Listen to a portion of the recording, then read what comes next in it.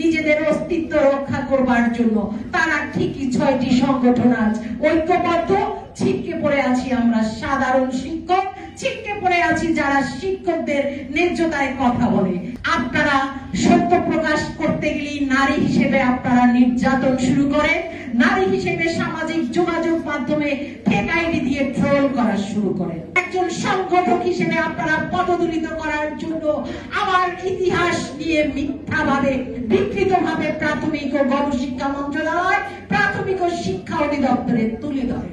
ঐক্যবদ্ধ করার জন্য আমি নির্লজ্জভাবে আমি সংসার ধর্ম ত্যাগ করে আমি টেকনাফ থেকে তেতুলিয়া পর্যন্ত রাত 12টা 1টা 2টা পর্যন্ত শিক্ষকদের সাথে সংযোগ স্থাপন করতে সক্ষম হলেও আপনাদের 6 জন সংগঠকের সাথে আমি সক্ষম হইনি সংযোগ স্থাপনে।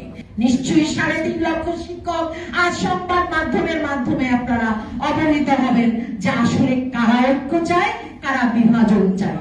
যতদিন পর্যন্ত বাংলাদেশ প্রাথমিক শিক্ষায় দৃশ্যমান ঐক্যবদ্ধ কর্মসূচি প্রতীয়মান না হবে, ততদিন পর্যন্ত সারা বাংলাদেশের সকল শিক্ষকদেরকে বলবো আপনারা আপনাদের চেতনা দিয়ে জেগে উঠুন। আজকে কিন্তু আমি কর্মসূচি নিয়ে এসেছিলাম না, আমি এসেছিলাম একটি দাবি নিয়ে, ঐক্য। আমি কিন্তু আজকে প্রস্তুতি নিয়ে আসিনি কর্মসূচি ঘোষণা দেবার, যেহেতু আপনারাই বাধ্য করেছেন কর্মসূচি ঘোষণা করবার। বাংলাদেশ প্রাথমিক শিক্ষক সমিতি আজ কর্মসূচি দিয়ে যাচ্ছে 3.5 লক্ষ শিক্ষকের, সহকারী শিক্ষক বলেন, প্রধান শিক্ষক বলেন, সকলের মর্যাদা লড়াইয়ের জন্য বাংলাদেশ প্রাথমিক শিক্ষক সমিতির কর্মসূচি আমি ঘোষণা করছি। আমরা মূলত 5টি দাবি নিয়ে আজকে কথা বলবো। 1, বেতন বৈষম্য নিরসন। 10ম গ্রেড নিয়ে আন্দোলন করেছি সময়ের প্রেক্ষাপট এবং সময়ের চাহিদা নিরূপণে। যেহেতু 10ম গ্রেড প্রধান শিক্ষকদেরই বাস্তবায়ন হয়নি, তাই সহকারী শিক্ষকদের 11তম গ্রেড ও অবিলম্বে 65,524 জন প্রধান শিক্ষকের 10ম গ্রেডের জিও জারি করতে হবে। দাবি দফা 2, সহকারী শিক্ষক পদকে এন্ট্রি পদ ধরে প্রধান শিক্ষক পদে 100% পদোন্নতি।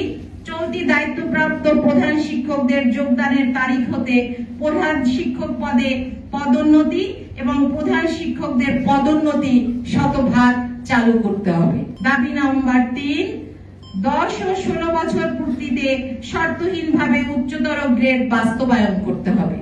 4, বাংলাদেশ প্রাথমিক শিক্ষক সমিতির কার্যালয় ষড়যন্ত্রমূলক সরকারি ভূমি অধিগ্রহণ হইতে সকলকে ঐক্যবদ্ধভাবে এটিকে রক্ষা করে বাংলাদেশ প্রাথমিক শিক্ষক সমিতির 40 লক্ষ যে টাকা এখনো যে গচ্ছিত আছে, সেই টাকা সহ কোটি টাকার যে সম্পদ আছে, সেই সম্পদ উদ্ধার করে আমাদের শিক্ষকদের জন্য হাসপাতাল নির্মাণ এবং ডরমেটরি নির্মাণের জন্য আমরা ঐক্যবদ্ধভাবে কাজ করব। এবং 5, অবিলম্বে 9ম পে স্কেল ঘোষণা করতে হবে এবং সেই পে স্কেল ঘোষণার দাবিতে সারা বাংলাদেশের 3.5 লক্ষ শিক্ষক এবং বাংলাদেশ প্রাথমিক শিক্ষক সমিতি অন্যান্য কর্মচারীদের সাথে একাত্মতা পোষণ করবে।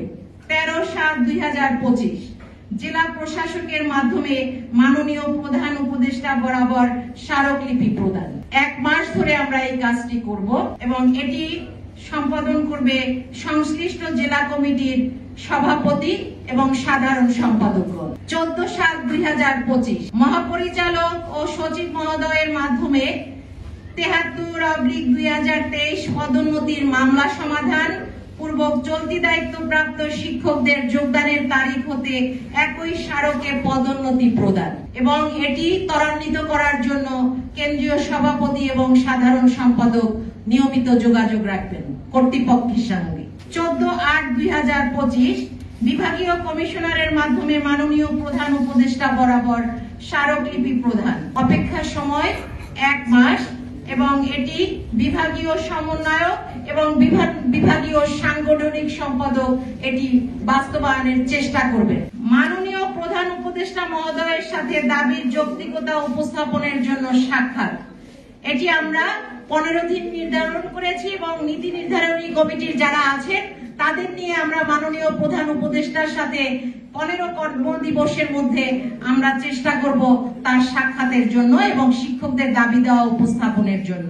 28/9/2025 কেন্দ্রীয় শহীদ মিনারে সকাল 10টা থেকে আমরা যে 5 দফার দাবির জন্য আজকে যেটি আমরা পেশ করলাম, সেটির জন্য আমরা আর মহাসমাবেশ করব না, আমরা আমরণ অনশনে বসে যাব। দাবি আদায় না হওয়া পর্যন্ত 3.5 লক্ষ শিক্ষকের যারা প্রতিনিধি থাকবেন 64 জেলার 64 জনকে নিয়ে আমরণ অনশনে বসে যাব।